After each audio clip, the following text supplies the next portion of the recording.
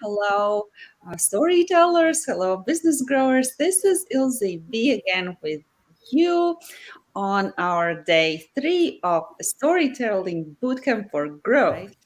And today we have the investment story, which is essential part of every business. At the beginning, like the first thought that we have is we think about the money, right? That we invest money.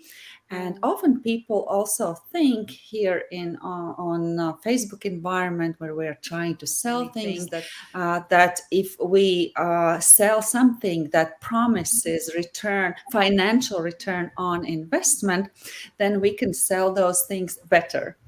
But let me challenge you with a question. Is the money what we want? Or we want money in order to get something. Anyway, I need to mention that it is impossible for me to teach everything about storytelling. This is more like an introduction so that you get to know me better. I have a very specific process how I help people to craft their stories, craft relatable stories, stories that sell, stories even that sell high ticket. So if you would like my help directly to have a plan, to make a plan for crafting your stories, you have that option. I will get on call, one-on-one call with you if you will have submitted your homework.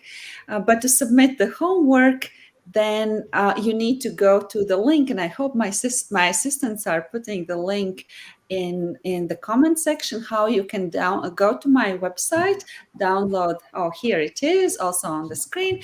But now more about today's topic and how that would benefit for you, because crafting an investment story, there are two sides of it.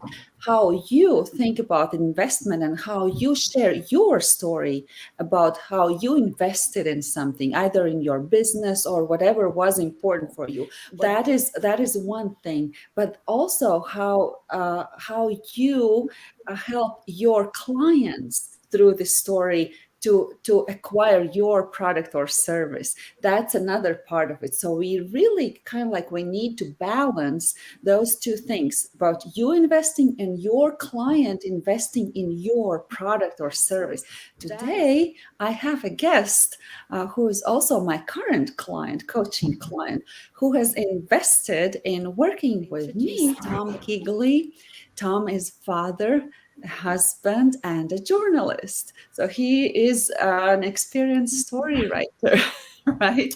I'll start this story off by giving some background as to my investment. So essentially my investment is in learning Latvian, and as Ilze says, she's been supporting me in doing that. My wife is Latvian and has lived in the UK for a number of years now, but she still has strong links in Latvia, including all of her family. And as Ilze said, 9 months ago, we had a son, Henry, but there was various reasons as to why I thought it would be good to learn Latvian. The main point being really as a point of respect, and I feel like I should make an effort to speak Latvian in Latvia with others, and also because I'm a journalist and generally interested in cultures and languages. It was something that really interested me. So we actually spent a month in Latvia in the summer, where I worked remotely from Latvia, which is sort of the benefit of the current situation, is that it allows me to do that. So therefore my language skills increased significantly at that point. So the investment is one that's sort of measured by me trying to keep a level head about how much I'm doing, but also feeling like I'm making progress. And I really feel that the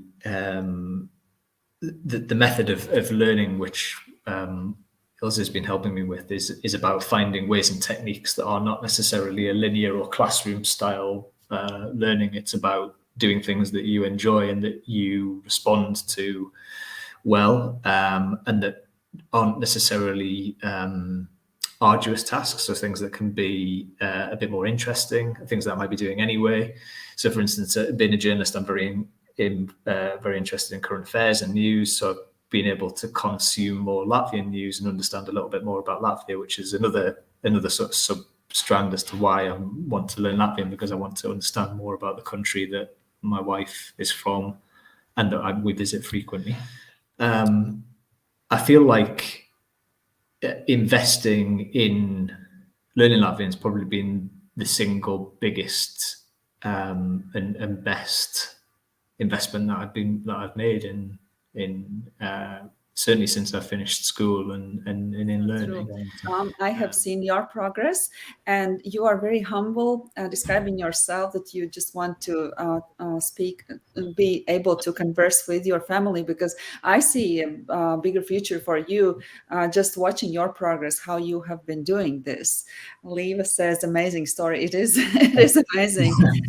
But let me ask you I think a provocative question, because you spoke more about my delivery, and we know in business we have like several departments, and like two departments that I'm working on is one is delivery, when I'm working directly with you and actually helping you as a coach and instructor, because I combine those roles, and you spoke a little bit on that, how I do that.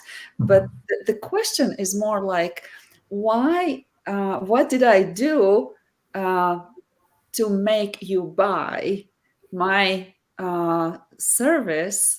And repeatedly, because you actually extended, you, this is the second term we are working together. And let's be frank, I sell high ticket service. It's not like you can get a tutor for much less money. So what was that resonated with you? Because this is about storytelling, and selling is, well, through storytelling is what I am doing right now, teaching right now. Yeah.